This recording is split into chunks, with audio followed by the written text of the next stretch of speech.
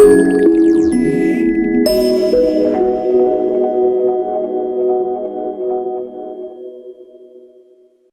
this video I'll be reviewing the Sharkoon T9 value case.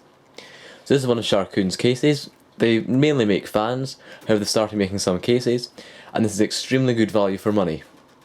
This case is available in different colour versions, which I'll sort of explain just now. So you can get them in either black, which this one is, red, green or white. The colour doesn't define the colour of the case itself, the case is always black.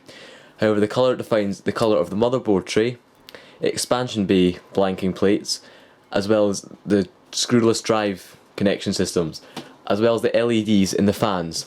The black version I have here just has black fans that don't light up. So you can see here's the front of the case, it looks very nice. Also, this case only costs £47 in the UK, and it has good features that you'd get on a much more premium case. So here's the front of the case, it looks very plain but does look nice, very nice looking. And you can see here you've got your two buttons, power and reset, which are quite nice. They're sort of they push in quite far, they're not just cheap little clicky things. You've also got sort of fins here just for decoration. Sharkoon logo down here on the expansion bay blanking plate, so you could remove that and replace it with another one if you didn't want it there. And up here you've got two LEDs. These are also changed colour depending on the colour of the case. The black version I have here has blue LEDs here. 3 front USB 2.0 ports, headphone and microphone, as well as a USB 3.0 port, which is really nice to get on such a cheap case. Turning the case around on the side, we have a nice large side window with protective plastic on it. I'm going to leave that on because I don't want to get the screen scratched while I'm building the PC. So let's adjust the camera so you can see it a bit better, there we go. And on the back of the case, we can see we have cutout for the I/O shield, nice large 120mm fan, little vented place here, as well as 2 rubber grommeted holes for your water cooling tubes, the cable for the USB 3 connection, which will have to go into the back of your case. However, I found a little adapter that in Scan UK, at scan.co.uk, also available on eBay, that takes a regular USB 3.0 connection, like this one, and adapts it to use your motherboard's header. So that could be quite useful. Nice vented blanking plates, put a cutout for your bottom mounted power supply, and it's very nice. So we'll remove the side panel. You can see you've got thumb screws. These are really nice thumb screws. I've not really seen this before, but they've actually got a sort of rubber outside on them, which makes them really nice and grippy to be able to remove, which is really nice.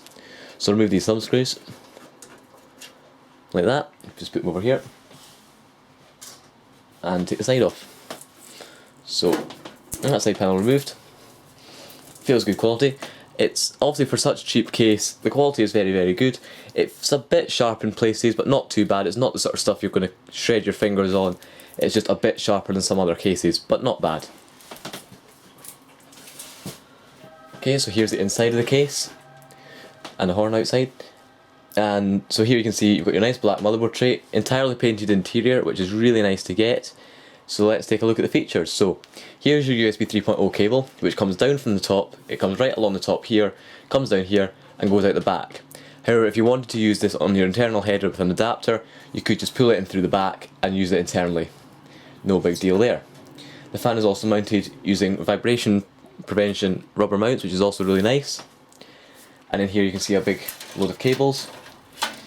So here you have your audio connection for the front panel audio, 2 USB headers for USB 2, obviously your front panel LEDs and switches, and connections, 4-pin Molex connections for your fans. However, these fans can either be used on Molex or on 3-pin motherboard header, which is really nice. So let's bring it in a little bit closer. It's a bit hard to film this because of the camera angle, but here we go. So here's your screwless drive entry. So you simply twist it to the left and remove this little plate. There's also ones on the other side. You slide your drive in, put this back in place, turn it to the right, and lock this in place. So that allows you to switch drives around really easily. You're missing 4 of them, however that's fine, because you can obviously chop and change them around, and chances are you're not going to be using 9 drives in the system at once. And even if you did want to, the drives will still take screws, no problem. So, as you on the motherboard tray, this will be painted depending on the colour of your case, however the black version is black obviously. So you've got down here, you've got space for your bottom mounted power supply, which also contains a ventilation hole, which contains a removable dust filter on the bottom of the case, which is fantastic so you do not get dust into your power supply. Here you have cable management holes, so you can see here we have one large one here for all the cables coming out of your power supply, two here for connections to your drives, and one right up the top that might be a bit hard to see, but it's just here, and this allows you to bring your auxiliary power to your motherboard and bring it out and straight in. It's just allows you to have a really neat system inside, no problems there. So now we'll take a look around the other side. So if we lift up the case and flip it round, it's not too heavy but not too light all at the same time, so that's obviously good. So I'll bring the camera back a little bit. So there's not really going to be much to see on this side, but take a quick peek anyway. Okay. And pull the side off. You've also got this little dimple to allow you to pull the side off, which can make it quite useful. Okay. So what we're seeing here is really good. You've got a good amount of space here to be able to install cables, so I'll quickly measure that and we'll see how much space you've got. Okay, so here we have a ruler, and we're going to get a good probably 2 centimeters out of that. So that is a good amount of space to run your cables in without any issues of it being too small. Here's connections to your front fan. So these all come through the back here and pop out here, which will allow the good cable management. There's a little slot here, you're probably not going to fit cables through that, but you've got your good holes here, so that's nice. You've also got this large space which allows you to install coolers that require a back plate without having to remove the motherboard from your case, which is really nice. So it's spinning the case around again. The front panel is removable. You simply need to grab it at the bottom and pull it away, like that. And that removes the front panel from the case.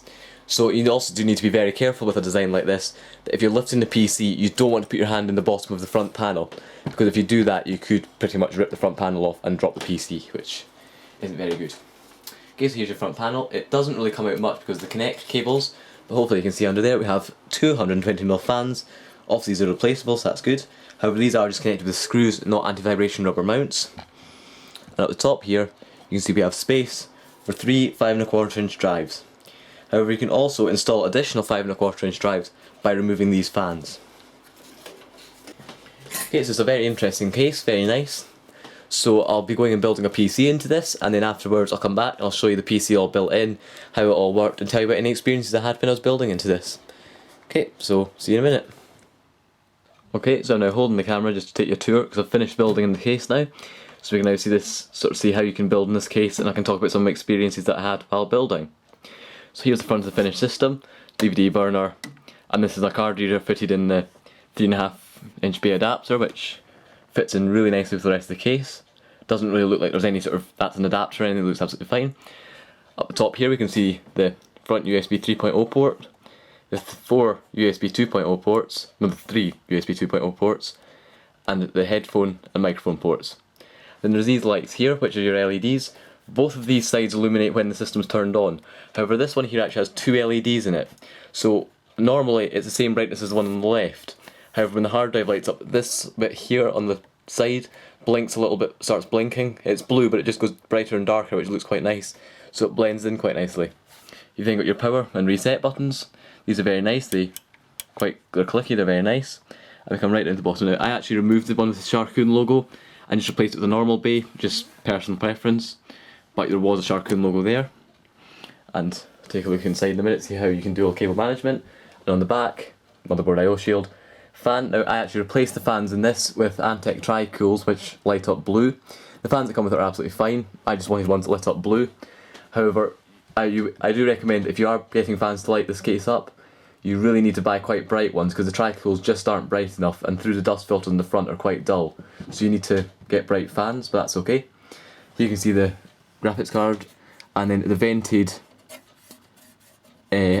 expansion slot blankers. They're really nice because it gives you good airflow. And this here, so it's, and then as you see there's the power supply. Okay, so we're going to take the side off, and you can see these are really nice thumb screws, which are sort of rubber, so they're really nice to remove. So just take these off. Another thing to note is that the fan is actually held on using rubber mounts, which are really good. Means it runs very, very quietly. The front ones aren't, however the rear one is, and but you could probably install the front ones onto the front one if you wanted to. I was actually able to reuse these from the old fan. I could just pull them off. They'd split a little bit because they're not really designed to be reused, but I did. However, if you are reusing them, if you are wanting to install another fan, I do recommend you just cut these and buy new ones. They're really cheap. I just didn't have any handy. So there's the window actually. It's not very good because it's the reflection, but you can sort of see in. It's almost tinted, the window, so you can possibly see that in a sec. So I was just take it off. You can almost see the window is slightly tinted. Not really, but it is slightly tinted, almost like a reddy brown colour. So chuck that over there, and here it is. So you can see the dust filter has done a really good job. The system is really clean inside. There's a few bits of dust here and there, however the fans that I put in were quite dusty and my compressed air ran out so I couldn't clean them. But here's the system. So down here we have the power supply, Corsair HX 650 watt, graphics card is a 560 Ti, and motherboard is a Gigabyte GA990FXA UD5, and Corsair A50 cooler. All of these can be seen in a review on our channel. We've got the G-Skill Ripjaws X RAM, and a Phenom X6 1055T, and in this system we're also running 2 hard drives and an SSD. However, the cable management wasn't a big issue, and in this case made it really easy. So tipping it on its side, we can see it, so we can see in a bit better. You can see down here there's one hole that was able to run all the cables from the power supply through, as well as the cables for the front I/O connections. Over here we've got another hole in the motherboard tray, which is able to run all the SATA cables out of into the board.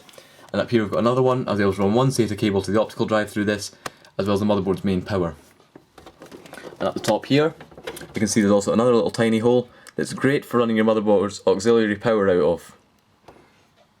Okay, another thing to note with this case is the drive mounting. So as you can see, all your drives are fitted with these sort of screwless systems. However, if you're wanting to use a floppy drive or memory card reader, it has to be installed into an adapter using screws. But that's absolutely fine.